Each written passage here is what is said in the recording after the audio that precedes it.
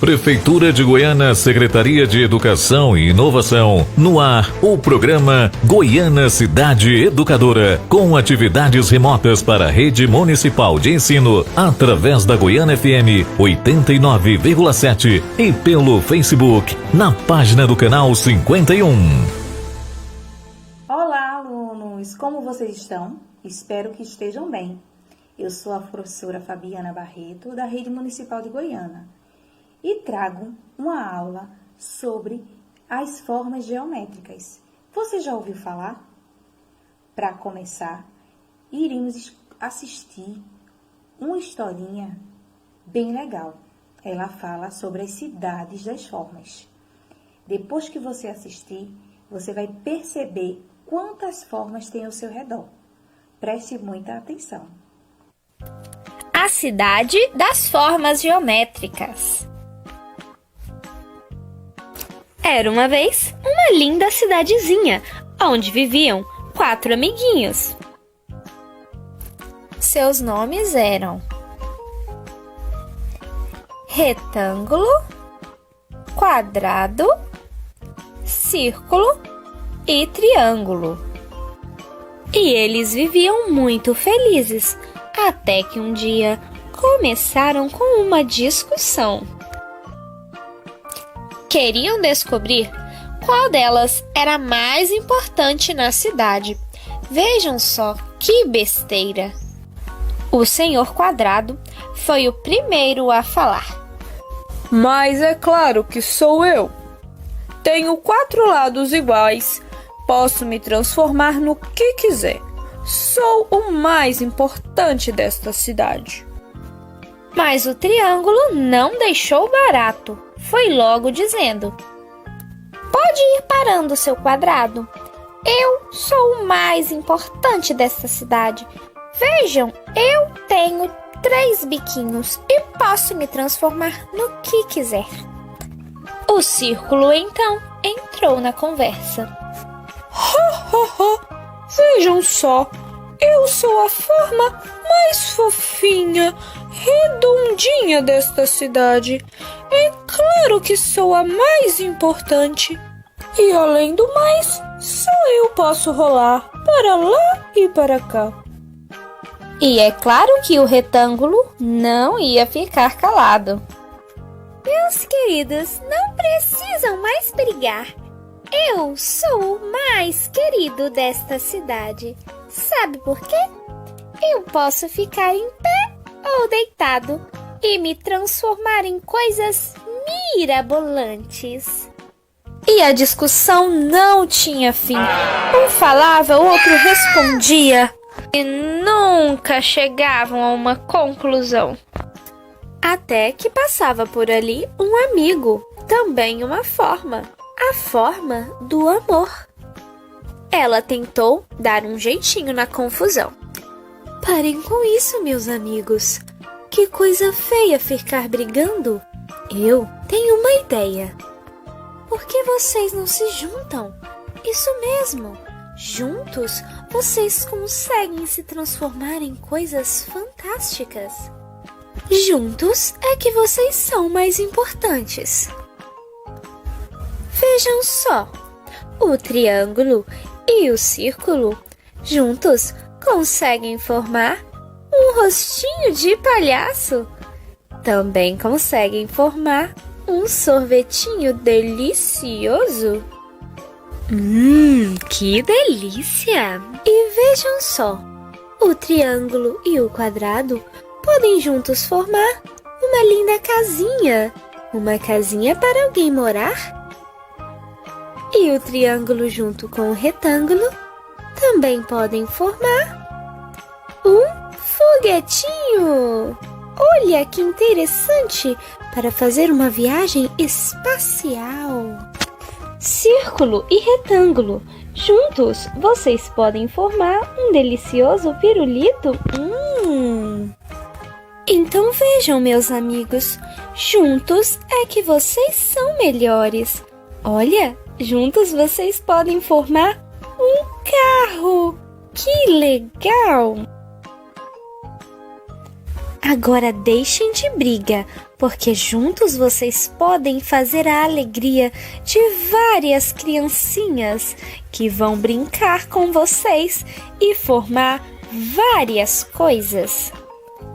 E foi assim que as formas entenderam que juntas elas eram melhores. Tudo isso por causa do amor. E aí, crianças, gostaram da história? Muito boa, não foi? As formas entenderam que juntas elas eram melhores, poderiam formar tudo o que quisesse, que sonhasse e imaginasse, viu? Mas quem foi que fez elas entenderem isso? Foi a forma do coração, que representa o amor. Muito bonito isso, né? Vamos revisar agora os nomes das formas que passou na historinha. Você se lembra? O triângulo, o círculo, o quadrado e o retângulo. Muito bem, você prestou atenção à história. Agora, vamos aprender algumas características das formas geométricas. Primeiro, vamos começar com o triângulo. Veja bem, ele tem 3 lados e alguns objetos que representam seu formato. A casquinha de sorvete, o chapéu do palhaço, a fatia de pizza, o telhado da casa tem um formato de triângulo e, por último, aí, a fatia de torta. Agora, vamos ver o círculo. Ele é uma forma geométrica muito importante. Vários objetos têm o seu formato. Veja aí na telinha. Tem a panela, que mamãe faz a comida da gente. O prato, onde ela serve a comida. Temos a bola, que vocês gostam de jogar, de brincar. O botão da camisa em formato de círculo. E a moeda também é um círculo. Vocês perceberam? Agora, vamos ver o quadrado. Olhe ele aí do lado, na telinha. Ele tem 4 lados iguais. Os objetos que podemos encontrar a forma do quadrado é o dado. Olha aí o dado. O dado tem vários lados, não é isso? Todos quadrados. A janela, o tabuleiro de xadrez e a caixa de presente. Todos esses objetos têm a forma do quadrado. Agora, vamos ver as características do retângulo. Muita gente diz que ele parece com um quadrado, mas não é igual não. O retângulo, ele tem 4 lados, só que 2 lados maiores e 2 lados menores. É isso que diferencia ele do quadrado. Vamos ver aí alguns objetos que têm a forma de um retângulo. Primeiro aí tem a mesa. É um lugar onde a gente estuda, usa para estudar. Também tem o tijolo, que o papai usa para construir a nossa casinha. Tem um formato de retângulo.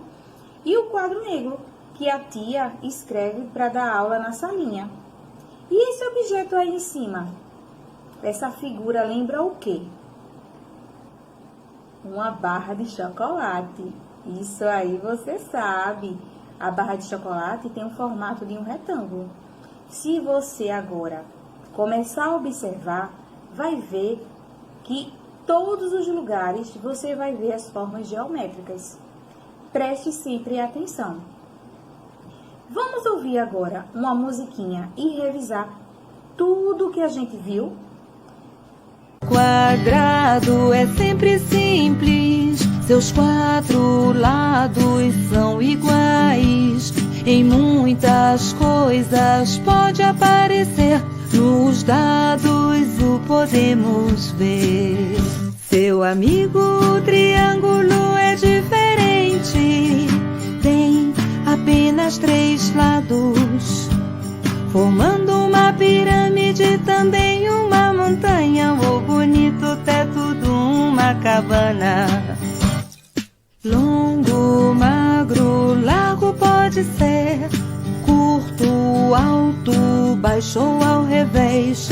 Muda dependendo de como você vê. Do retângulo falamos desta vez. Girando e girando como a roda de um caminhão, o círculo vai se aproximar esta canção.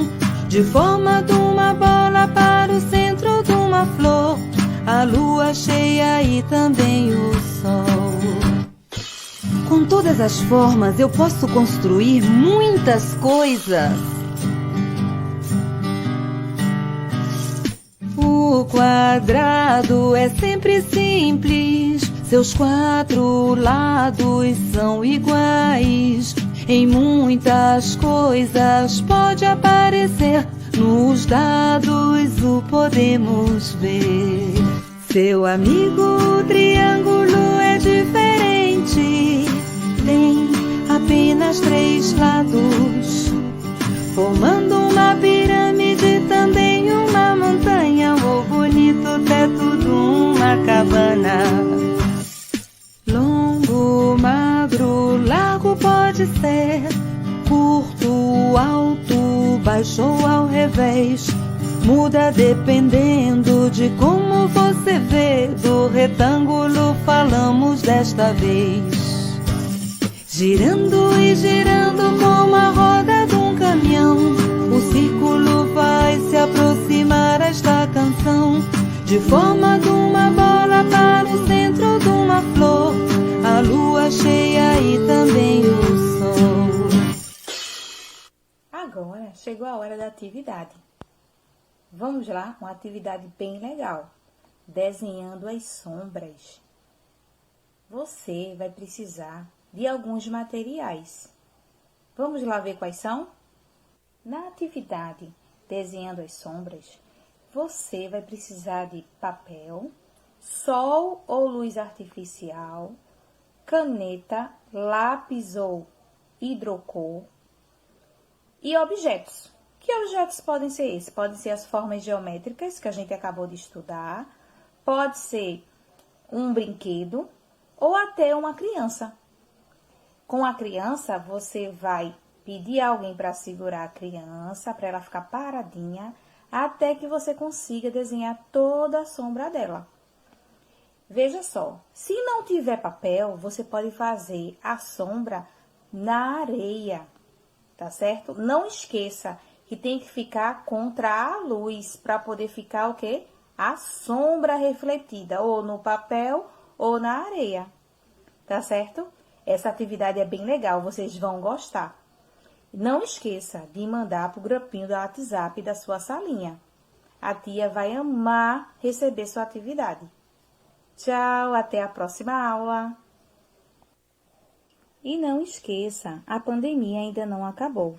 Se precisar sair, use máscara, lave sempre as mãos e mantenha o distanciamento social. Se cuide, cuide de sua família e do seu próximo.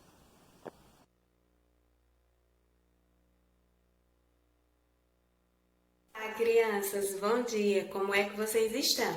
Eu sou a professora Leonice. Nossa aula de hoje é para vocês alunos do 3º ano do ensino fundamental. Vamos falar hoje um pouco sobre multiplicação. Vamos lá? Sejam todos muito bem-vindos. Podem se perguntar assim: ah, professora Leonice, mas eu não já sei fazer a adição? Por que eu preciso usar a multiplicação? Eu posso fazer por adição e chegar a um resultado. Eu concordo com vocês se nós trabalharmos com números pequenos. Mas se nós precisarmos trabalhar com grandes números, nós vamos levar mais tempo para fazer isso por meio da adição. E às vezes até não iremos conseguir, certo? Então é importante nós entendermos esta necessidade de usarmos a multiplicação. Acompanhe comigo a leitura. Multiplicação. Usamos a multiplicação quando queremos adicionar uma quantidade finita de números iguais. Então, esse adicionar, percebem que tem a mesma ação que a adição, né?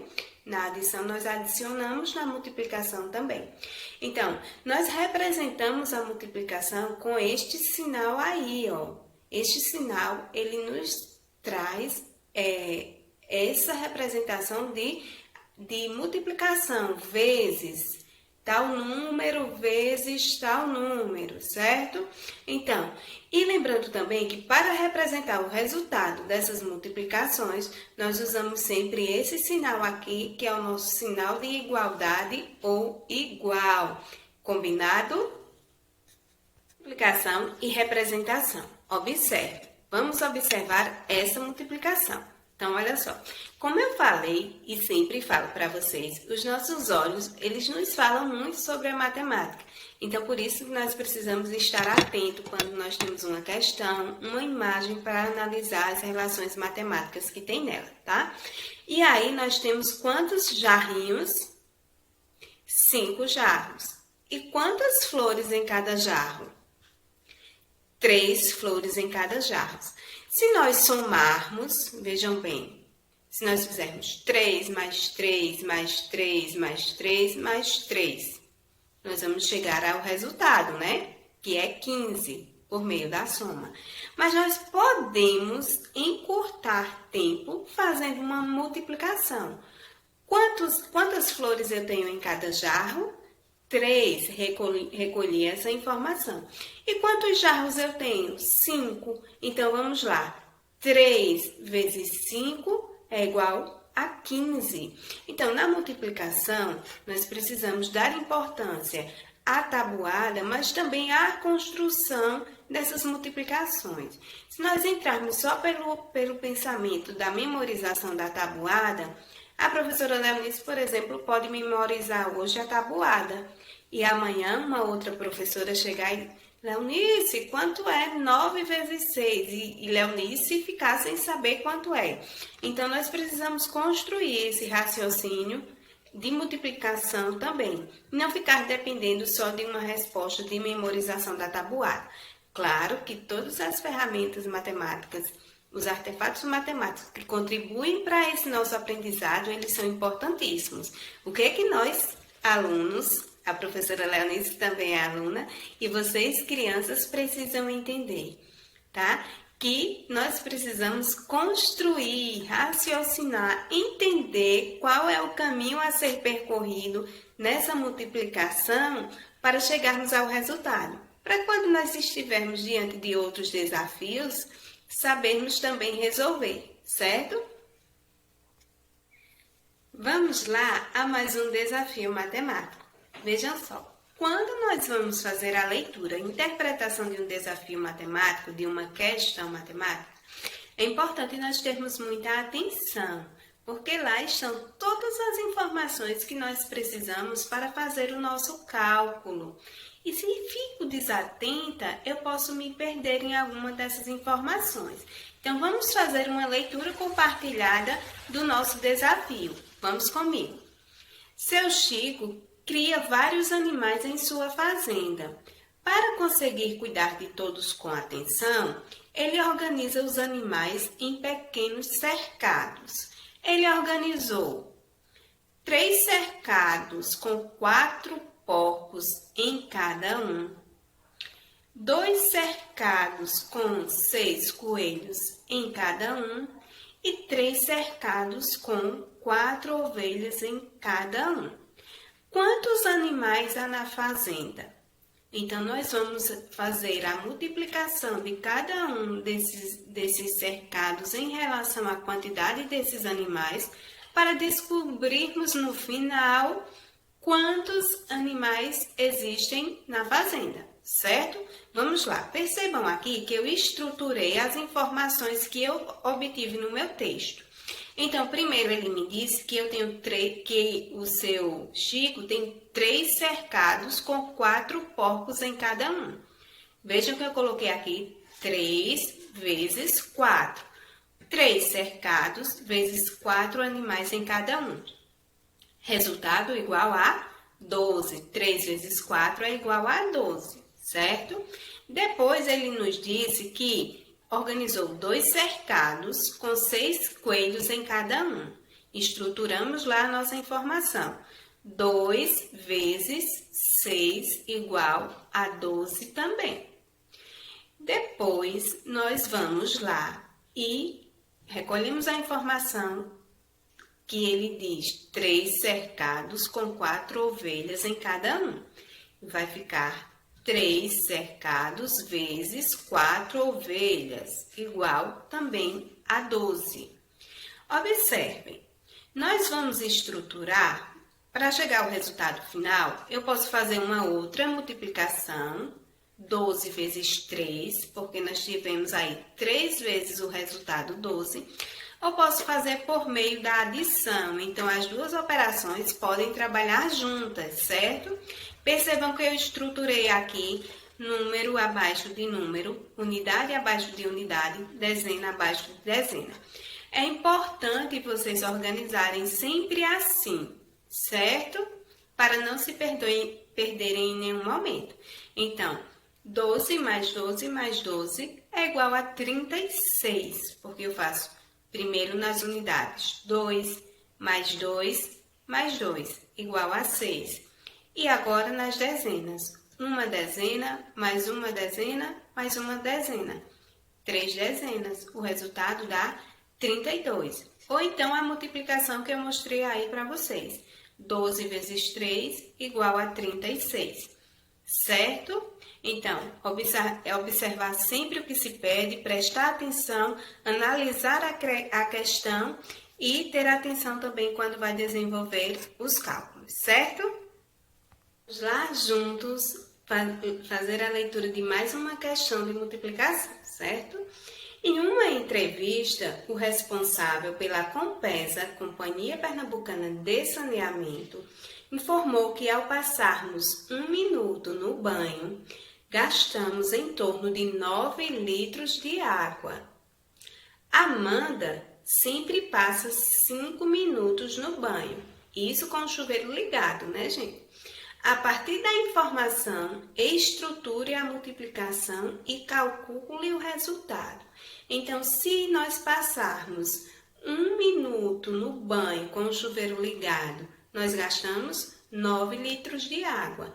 E a Amanda, que passa 5 minutos com o chuveiro ligado, gastando água, quantos litros de água ela vai gastar? Certo? Então, se 1 minuto nós gastamos 9 litros, observe aí a estruturação que foi feita. Em 5 minutos, quantos nós gastamos? Então, eu fiz aqui por meio da soma, para vocês analisarem essa relação soma e multiplicação. Eu coloquei, olha, 9 mais 9 mais 9 mais 9 mais 9.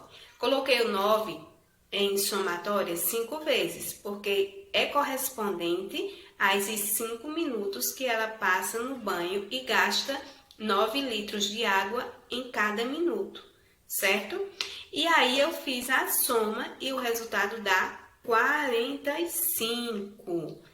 E vocês também podem fazer por meio da multiplicação, certo? E aí estrutura direitinho no caderno, organiza para entender esse caminho que nós percorremos até chegar ao resultado. Se eu estudei a multiplicação, a tabuada do 5 ou do 9, eu já vou ter memorizado. Mas se eu ainda não sei, eu preciso saber estruturar e chegar a esse resultado. Porque em muitas vezes nós não vamos poder ter acesso a essa tabuada. Então, nós não podemos depender unicamente do resultado fixo que tem lá nela. Nós precisamos construir, certo? E aí, no final, dá aquela resposta bem bonita. Amanda usará 45 litros de água. Porque tem aluno que responde só assim, o 45.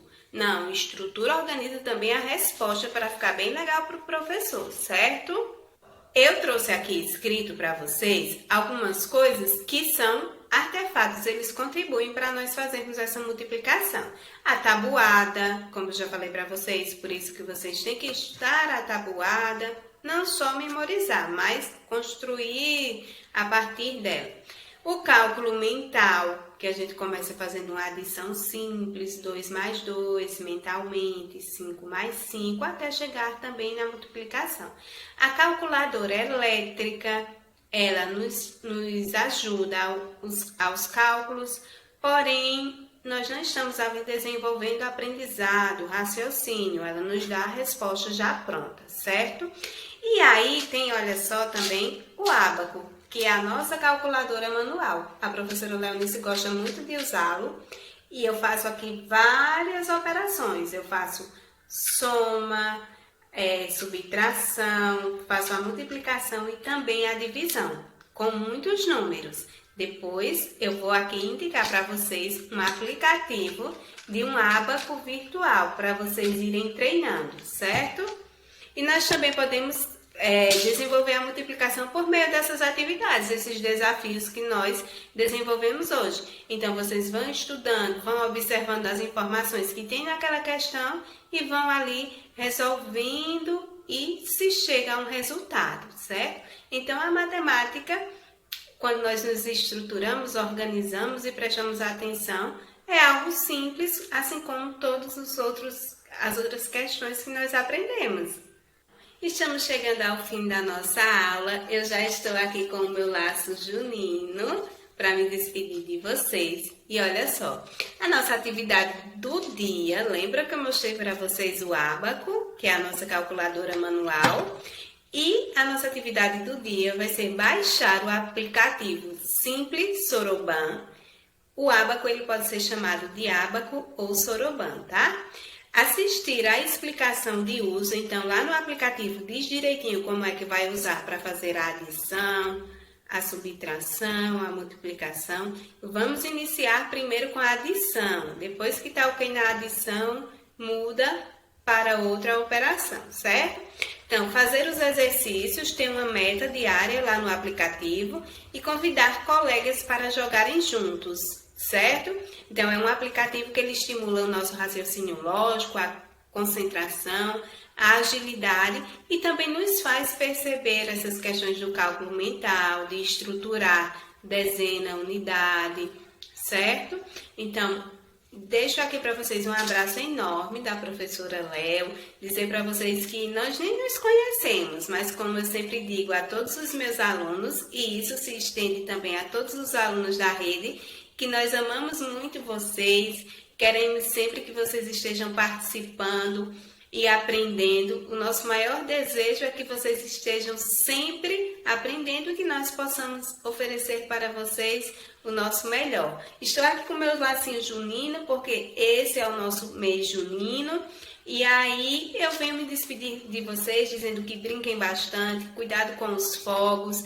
E esse período junino é um período de nós relembrarmos, de nós continuarmos as nossas tradições nordestinas, valorizar a nossa música, a nossa cultura, valorizar quem nós somos e quem nós nos formamos a partir da nossa cultura, certo?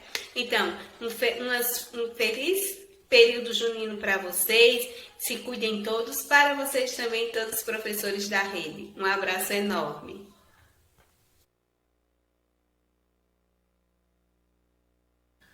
Olá pessoal, começando mais uma aula de geografia, hoje voltada para o 8º ano. A gente vai falar sobre o sujeito e o seu lugar no mundo. A gente tem aqui uma tirinha da Mafalda, muitos de vocês conhecem, eu vou ler para vocês. Você viu, Susanita? Daqui a 30 anos vamos ser 7 bilhões de habitantes na Terra. Santo Deus, e meus filhinhos? O que é que tem seus filhinhos? Será que vão caber? Vocês perceberam que essa não é a tirinha atual, né? Porque a gente já atingiu esse número de 7 bilhões de habitantes. Então essa preocupação já se tornou real.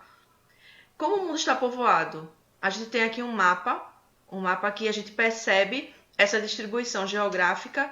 A gente percebe que essa distribuição ela não é homogênea, ela não é igual, né? Ela é bastante desigual. A gente percebe também outro aspecto, é que a população ela se concentra em grande parte no litoral, porque o litoral, historicamente, foi uma área que favoreceu a criação, né, o desenvolvimento de cidades. E o que seria essa densidade demográfica? A densidade demográfica, ela corresponde à distribuição da população em uma determinada área. E como a gente calcula essa densidade? A gente divide o número total de habitantes pela área. E para que serve essa densidade? A densidade, ela serve para a gente entender a dinâmica populacional, entender as características de uma região, e também serve para a gente entender e para ser pensadas políticas públicas para algumas regiões de acordo com essa densidade, de acordo com essas características. A gente tem que saber também sobre o termo populoso e o termo povoado. Quando a gente estuda, quando a gente escuta o termo populoso, isso se refere à quantidade de habitantes, e o termo povoado se refere à quantidade de habitantes por quilômetro quadrado. Sobre o crescimento populacional, em 2017, a população mundial atingiu a cifra dos 7,6 bilhões de pessoas. Então, aquela tirinha que a gente viu no começo, sobre esse número que se imaginava chegar, aconteceu, de fato, que a gente já atingiu esse número em 2017, e a gente já está passando desse número.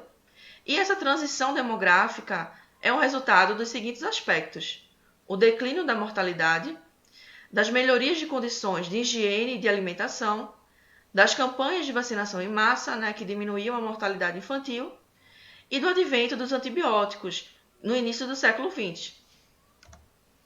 O crescimento da população mundial, vocês estão vendo aqui no gráfico, que se refere ao ano de 1750 e uma projeção para o ano de 2100. A gente vai ler esse gráfico aqui nas informações que vocês estão observando aí no lado direito. A gente vê que até cerca de 1900 a população mundial apresentava um crescimento pequeno, que era entre 0,4% e 0,6%. E a partir de 1900 se iniciou um intenso crescimento que chegou a 2,1% na média anual. Alguns países atingiram a média de 3,5%. As taxas de natalidade só começaram a cair, vocês podem ver no gráfico, também a partir da década de 70, o que ocasionou uma rápida diminuição nas taxas de crescimento populacional, e segundo as estimativas, em 2100, essa taxa deve cair para 0,1%. E qual é a diferença entre a taxa de natalidade e de mortalidade? Ela vai receber o nome de crescimento natural ou crescimento vegetativo. Para a gente entender um pouco sobre essa dinâmica demográfica, a gente deve estudar primeiro os índices de mortalidade e depois o de natalidade, porque o último índice ele sempre acompanha o primeiro. As taxas de mortalidade, que a gente pode falar sobre ela. A Revolução Industrial ela teve o início no final do século XVIII e ela levou ao declínio desses níveis e desse índice de mortalidade. E os fatores que contribuíram para isso são o processo de urbanização e novas técnicas sanitárias, a evolução da medicina, o desenvolvimento da medicina e a descoberta de antibióticos e campanhas de vacinação, como a gente já tinha falado. A evolução da medicina ela trouxe uma melhor qualidade de vida para a gente, a descoberta dos antibióticos para agir nas infecções, as campanhas de vacinação, a vacina que ela serve para erradicar doenças, a concentração populacional em espaço reduzido, ela resulta em obras de saneamento básico. Então, grande parte da população vivendo nas cidades, isso levou a essa política de criar essas obras de saneamento básico e de redes de água encanada, que também aumenta a qualidade de vida. As medidas de limpeza pública e coleta de lixo também pedem que a gente pegue doenças, com esse contato que a gente teria com o lixo, com a sujeira. A melhoria na alimentação da população devido à expansão da agricultura moderna. Então, essa expansão da agricultura ela aumentou a distribuição da alimentação em uma oferta maior de alimentos. Isso ocasionou na nossa qualidade de vida também. E a distribuição da população mundial, ela não ocorre de maneira uniforme, como a gente viu lá no começo. Geralmente, a população do país ou de uma região está mais concentrada em certas áreas, enquanto em algumas áreas o povoamento é menor e às vezes até escasso. Então, a gente tem áreas com muito povoada e tem áreas pouco povoadas. Áreas de grande concentração demográfica, isso é, áreas que têm muitos habitantes por quilômetros quadrados, são chamadas de densamente povoadas. São locais, como eu já disse a vocês, com número elevado de habitantes por quilômetro quadrado. Então, a gente tem locais com 1.000 habitantes por quilômetro quadrado, enquanto tem outras áreas que a gente tem 3 habitantes por quilômetro quadrado. Então, é uma disparidade muito grande, né? A gente tem agora uma imagem de algumas pessoas em Tóquio, algumas pessoas não, né? A gente está vendo uma multidão de pessoas em Tóquio, no Japão, que é um país com grande densidade demográfica, é um país desenvolvido com grande densidade demográfica. Então, no caso dessas áreas industrializadas, bastante povoadas, como certas regiões na Europa, nos Estados Unidos e Japão, por razões de natureza histórica e principalmente econômica, a gente explica essa concentração de pessoas, né? Como essas regiões têm uma qualidade de vida boa, né? Uma estabilidade econômica, as pessoas procuram viver nessas áreas. Mas a gente também encontra áreas no globo, né, com altíssima densidade demográfica, porém extremamente pobres. A população relativa e a população absoluta. A gente vai entender um pouco mais sobre isso.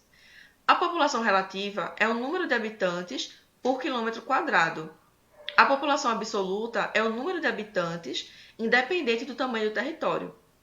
Não existe uma relação direta de pobreza ou riqueza e altas densidades demográficas, como a gente falou, não existe essa relação. E a gente vai calcular a população relativa, a gente vai dividir o número total de habitantes pela área total do território, ok? Alguns países com elevada população relativa, como Singapura, têm padrão de vida elevado, porém há países com alta densidade demográfica, cujo padrão de vida é baixo, né? Reforçando o que a gente já falou. Sobre o envelhecimento populacional, né, a gente vai entender que nos dias atuais, a cada ano, se diminui o número de países que empregam esse controle da natalidade e aumenta o número de países que incentivam a natalidade.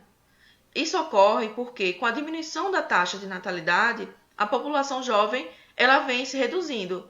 Já a proporção de idosos na população total da maioria dos países vem aumentando a cada ano. Então, esse fenômeno, né, do aumento da população de idosos vai resultar em 2 fatores. A diminuição na taxa de natalidade, como a gente já falou, e a elevação da expectativa de vida da população. A expectativa de vida do brasileiro, por exemplo, nos anos 70, 1975, era de 62 anos. Em 2018, ela já é de 76 anos. Em 2060, há uma projeção que a expectativa de vida do brasileiro chegue a 83 anos. Agora a gente vai falar de um assunto bem complexo, né? A gente não vai se aprofundar porque, como eu já falei, é um assunto complexo, mas a gente vai entender um pouco sobre a mobilidade espacial e as migrações. Então, nos dias atuais, nos dias de hoje, né, o grande fluxo de migrações internacionais ocorre principalmente das regiões ou países mais pobres para os países mais ricos. Então, é uma tendência, né, que essas migrações internacionais sejam de pessoas que saiam de países com problemas políticos, problemas de guerras, perseguições. Então, essas pessoas saem desses países em busca de países que tenham uma qualidade de vida melhor, um padrão de vida melhor, que, como é o caso dos Estados Unidos, né, Austrália, Japão, por exemplo. A gente tem aqui uma imagem, né, de muitos imigrantes, né, que enfrentam essas dificuldades, né, saindo do seu país de origem, que não é fácil deixar seu país de origem, abandonar a sua casa, o seu lar, né, em busca de uma qualidade de vida melhor. Segundo a ONU, há mais de 257 milhões de imigrantes no mundo. Cerca de 30% desses imigrantes é constituída de pessoas que entraram ilegalmente no país e 20% é constituída de refugiados. Por um lado, esse fluxo ele é facilitado, né, pela globalização, mas também existem as duras medidas contra essas pessoas, né, que entram nos países de maneira ilegal. A gente tem aqui, vou trazer para vocês uma reflexão, né, Mas antes a gente fala sobre essa tendência, né, de aumento de movimentos racistas e esses movimentos que são contra pessoas, contra imigrantes, né, movimentos xenofóbicos, que é quando a gente tem um preconceito, quando as pessoas têm preconceito contra o que é de fora, contra o que eles não conhecem, contra uma cultura diferente. Então isso tem aumentado muito, porque essas pessoas, né, desses grupos racistas, eles dizem que a culpa do que está acontecendo de ruim no país que ele vive é por culpa unicamente dos imigrantes. Então eu trago aqui para vocês, para finalizar a aula, eu trago para vocês uma reflexão sobre isso. A primeira pergunta, né, que eu faço para você ajudar você a refletir sobre isso, é como a gente evita o aumento dessa intolerância e xenofobia. E o que você pensa sobre essas atitudes discriminatórias em relação aos imigrantes? Antes de finalizar, como sempre, eu quero lembrar vocês, né, lembrar o pessoal que está assistindo pelo Facebook, o pessoal que está escutando pela rádio, não esquecer dos 3 passos para combater a Covid, né? Continue usando máscara, mantenha o distanciamento social e higienize as mãos. Só saia de casa se realmente for necessário. Trago as referências aqui para vocês, se você quiser se aprofundar no assunto. E eu espero que vocês tenham aproveitado a aula e até a próxima.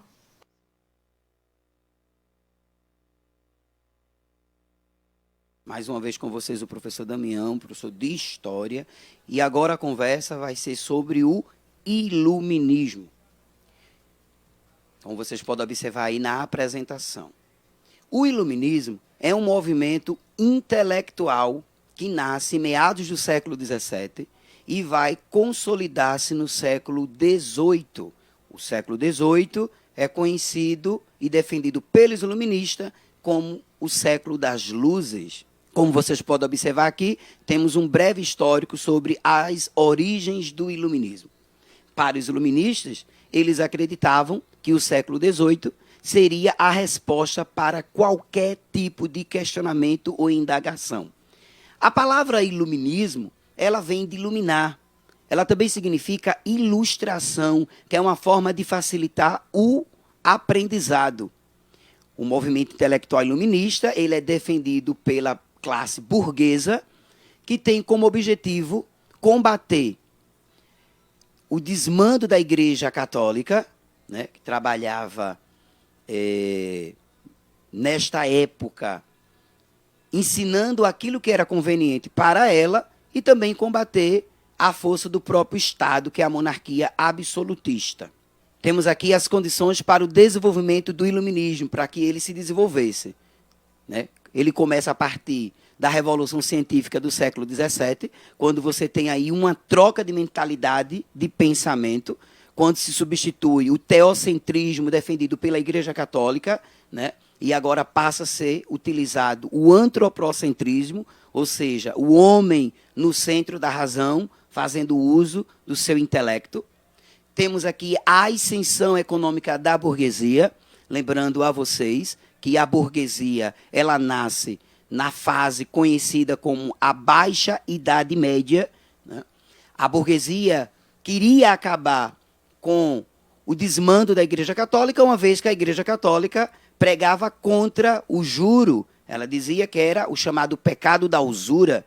E também combatia o absolutismo monárquico, porque intervia diretamente, através da prática mercantilista, naquilo que se vendia, por quanto se vendia e a quem se vendia. Temos aqui a imagem, né, do iluminista René Descartes. René Descartes é o dono daquela frase que entra para a história, né, usando simplesmente a razão quando ele diz penso, logo existo, né? É um dos defensores do iluminismo. Veja que aqui ele deixa bem claro, nunca devemos admitir senão aquilo que a razão nos mostra como evidente. Em caso algum podemos aceitar o que nos é imposto pela nossa imaginação ou pelos nossos sentidos, ou seja, só através do intelecto, da razão, que a gente consegue chegar à nossa libertação. Bem, numa época onde informação era sinônimo de conhecimento, diferente de hoje. Hoje nós vivemos a chamada era da informação. Porém, devemos ter muito cuidado com as informações que chegam até nós. Sabemos hoje que nem todas as informações são verídicas. Temos as chamadas fake news. Devemos checar essas informações antes de repassá-la. Mas, na época do Iluminismo, informação era sinônimo de conhecimento. Temos aqui uma obra intitulada A Enciclopédia, que é uma coletânea de livros que vai exatamente nortear, ensinar as pessoas. E esse ensinamento, obviamente, vai de encontro aos interesses da igreja, do clero e também da monarquia absolutista.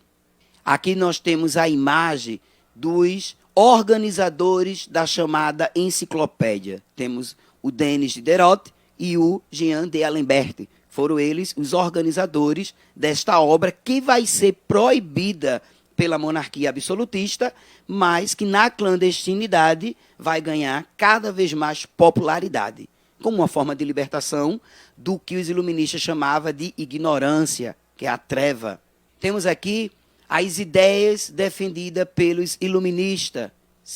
As ideias são a igualdade jurídica, todos são iguais perante a lei, a tolerância religiosa e também filosófica, né? A liberdade de pensamento, de questionamento, a liberdade pessoal e social, o direito à propriedade privada, sem a intervenção do Estado, defesa do contrato como mediador das relações sociais, né? Aí você tem aí o Rousseau, que defendia o chamado contrato social, a maior participação política da sociedade e um governo que fosse representativo, constituído pelo povo, para o povo. Também temos aqui os principais pensadores iluministas. Bem, como vocês puderam observar no slide anterior, a gente viu as ideias defendidas pelos iluministas e aqui nós temos algumas ideias que eles combatiam, né? Eles eram contrários ao quê? Ao absolutismo monárquico, né? Esse absolutismo monárquico ele é defendido através desse terceiro ponto aqui, né, que é o direito divino dos reis, a intervenção do Estado na economia, a forma de intervenção é o chamado mercantilismo. Temos também aqui outra defesa que eles combatiam, que é a participação da igreja na vida pública e as verdades reveladas pela fé. Os iluministas defendiam que as verdades só eram adquiridas através do uso da razão. Os principais pensadores iluministas, temos aqui a apresentação desses principais pensadores. Vamos a ele. Temos aqui o Voltaire. Voltaire, ele é dono dessa frase, para mim, célebre, que ele diz: posso não concordar com nenhuma palavra que diz, mas defenderei até a morte o direito de você dizê-la. Ou seja, né, precisamos exercer mais o ouvir, né? Eu, para poder emitir a minha opinião, eu preciso ouvir sem julgamento as pessoas, até para entender e também respeitar a opinião delas. Temos aqui o Jean-Jacques Rousseau, defensor, quando ele diz: o homem nasce bom, a sociedade é o que o corrompe, né? De acordo com Rousseau, o homem ele nasce puro e é o meio que vai influenciá-lo, né, a agir de outra maneira. Temos o Montesquieu.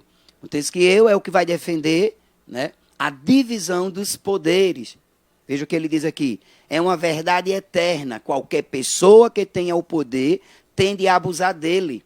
Para que não haja esse abuso, é preciso organizar as coisas de maneira que o poder seja contido pelo poder, ou seja, só dividindo este poder, né, como hoje nós utilizamos o executivo e o judiciário. Essa já era a defesa de Montesquieu. Temos aqui mais um pensador iluminista, o inglês John Locke, né, que é defensor exatamente da necessidade de termos esclarecimento. E esse esclarecimento vem através dos estudos, da leitura. Veja que ele diz que ler fornece ao espírito materiais para o conhecimento, mas só o pensar faz nosso o que lemos. Então é necessário não apenas decodificarmos, mas interpretarmos aquilo que a gente lê. Para finalizarmos, temos aqui, né, o Adam Smith. O Adam Smith, ele vai combater a intervenção da igreja, do clero e também do absolutismo monárquico na economia. Temos aqui uma obra chamada A Riqueza das Nações, publicada por eles, na segunda metade do século XVII. Né? Ele é o defensor, né, da ideia de que o trabalho e o acúmulo de capital era a fonte de riqueza. Foi o primeiro a estudar o sistema capitalista. Né? Ele é o defensor da não intervenção do Estado na economia. Né? É exatamente essa não intervenção que vai gerar a chamada lei da oferta e lei da procura. O mercantilismo, exercido pelo absolutismo monárquico, estabelecia o que se vendia, por quanto se vendia e a quem se vendia. Isso, né, não colabora com as ideias defendidas pelos economistas, como vocês vejam aí, o Adam Smith. Temos aqui algumas referências bibliográficas que vocês podem consultar para se aprofundar ainda mais sobre essa nossa conversa, o iluminismo.